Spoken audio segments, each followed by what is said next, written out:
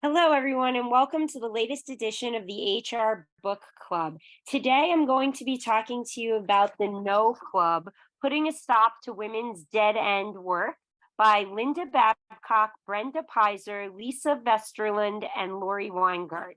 This book is very interesting. It is actually the result of an actual club that these women put together when they noticed that many of them had too much on their plates and they were saying yes to everything. They never felt like they could say no to something. And so they got together and started helping each other determine what was the most rewarding and vital things to say yes to that could help them in their jobs and really help them grow in their careers. And they quickly realized that there were a lot of things that they were doing that never were going to give them the right credit or the right jump on their careers. And so they decided to do research and create this chain of clubs all around the country, really, of women who could learn to say no. And, as a woman, this book really spoke to me. It begins with the discussion of their own club and how it formed. And unfortunately, one of their fearless leaders gets cancer early on in this process. And she ends up dying of cancer. And it really brings to light for the others how important it is to do what we really want to do and what can really make a difference in our lives. And it's not necessary to do everything just to people please, which is something many women have to deal with. And so this was really something for me. Um, they talk about non promotable work. They call them MPTs, and they expect that women are going to be doing more of this non promotable stuff. uh and this can range from something as simple as an intern getting coffee, which we all have had to do, and that might be argued as part of paying dues, to really what they were talking about was for people who are professionals on equal footing with men who are doing things that really don't benefit their career. For instance, the book also spoke to me because this is a kind of a silly reason, but it's one that really did jump out to me. So there are people in the book that are named, and one of them is Francesca, which is my name. And so Francesca is a lawyer at a firm, and she misses the chance to get partner because the partners believed that she was spending too much time on the summer internship, summer associate program. And she ended up getting this job because no one else wanted it. She fell into it, and then she had ownership over it, and she felt like she couldn't get out of it. She does slowly get out of it after she realizes she didn't make partner for this reason. But the point is that those are examples of the non-promotable work. There was another woman named Rosaria, which also spoke to me because that's my sister's name. And Rosaria actually did all the right things, much like in our life. And she actually left her position and got promoted. But Teresa, who was working with her, who should have gotten the job when she left, ends up getting overlooked. Again, she was involved in non promotable work and it ends up holding her back. And that's kind of the theme of the book. There's one case study after another, and there were lots of points that I thought were really exceptional and things we need to talk about.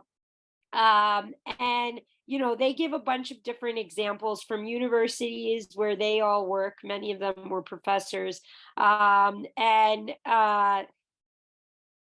It talks about early on in the book how women feel when they say no. We're more likely to feel anxious and guilty when we say no. I know that's how I feel. We're more likely to feel like we're letting people down, and we want to people please. There's a huge part of being a woman that has to do with people pleasing. I am definitely guilty of this.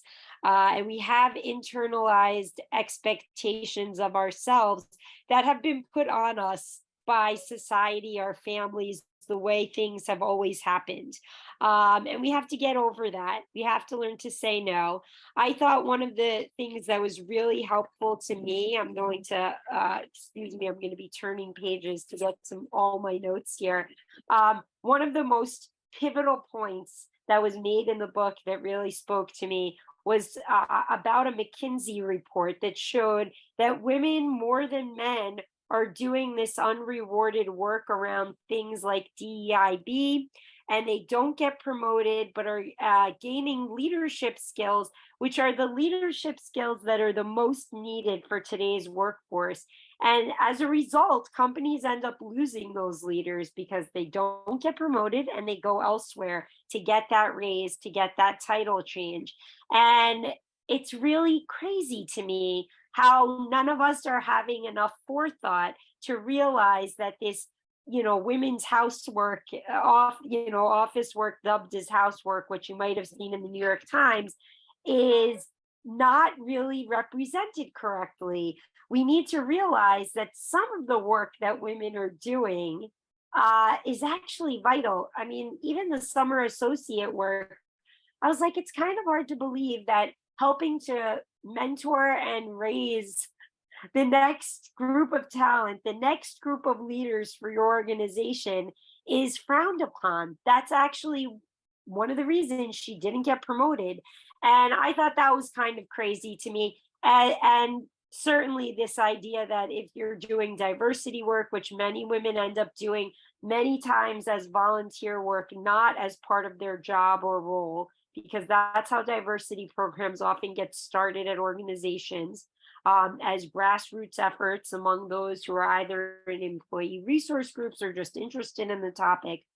And then they don't get promoted because they're focused on those kinds of projects, and don't do what people think is promotable work. And as a result, they're leaving and you're losing out on great leaders. And the thing I really think came across to me, yes, we women have to learn to say no. We have to do these clubs, talk to each other and say, do I have time for this? Do I want to do this? Does this cut into my family time too much? Is it going to make a big enough difference in my career and my life that I should, say yes? Definitely all true. We have to stop feeling guilty and we have to start thinking about ourselves and we have to start promoting ourselves, so that we're not doing this kind of, housework around the office, as they call it. However, I think it is also incumbent upon leaders, and I think the authors were trying to get this point across. It's incumbent upon leaders to recognize that sometimes what they deem as non promotable is actually what should be promotable. It's actually what we should be looking at and what we should be looking for in tomorrow's leaders. I think for too long, we've had this idea of what the leader is supposed to be and what they're supposed to have done. And this ties in with last week's HR Book Club by Adam Grant. In that book, he talks about the fact that, we look too often at results, and that ends up getting us stuck in one place where we are looking to get the same results. So we get the same rewards and we have the same thing happen over and over again. But that forces us to do the same things, not to innovate, not to change, and not to adapt to what's happening around us. We need to adapt right now. Women have many of the skills, the fact that they won't say no, and their empathy and their nurturing, and the fact that they want to, nurture the next group of talent. They want to increase diversity, equity, inclusion, and belonging at your workforce. It is all going to help you, and it is all skills that leaders of tomorrow, frankly, of today need. So I think we all need to change our thinking around this as well. This goes back to an argument we've had many times about equal pay. Oh, well, women, you'll hear from the other side many times, well, women choose the jobs that don't pay a lot, and that's what happens. But why aren't they paying a lot? Because women choose those jobs and we don't value women's work as much as we do men's.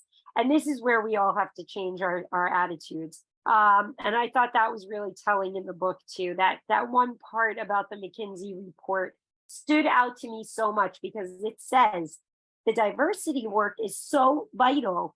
It helps with employee engagement. It helps with, customer relationships. It helps with innovation. We all know it helps with problem solving. And yet we look at that work and poo poo it because women are often the ones doing it. And it ends up not being promotable and you lose those leaders. So, everybody listening to this, women out there, we have to learn to say no when it's not going to help us. But we also have to help with this narrative and learn to teach everyone else that some of the things we're saying yes to are actually a benefit, and not only a benefit, but actually a way to remain on the cutting edge and to get a competitive advantage in today's world. I hope you all take a look at this book. Join me next time for HR Book Club, and don't miss any of the action. You can find out about HR Book Club, all of our news and trends that comes on our site as part of our daily content, and all of our upcoming events and HR Exchange talks by becoming a member. Join our community. I'd love to talk to you and I'd love to hear what you think of the book. Thank you so much. Bye-bye.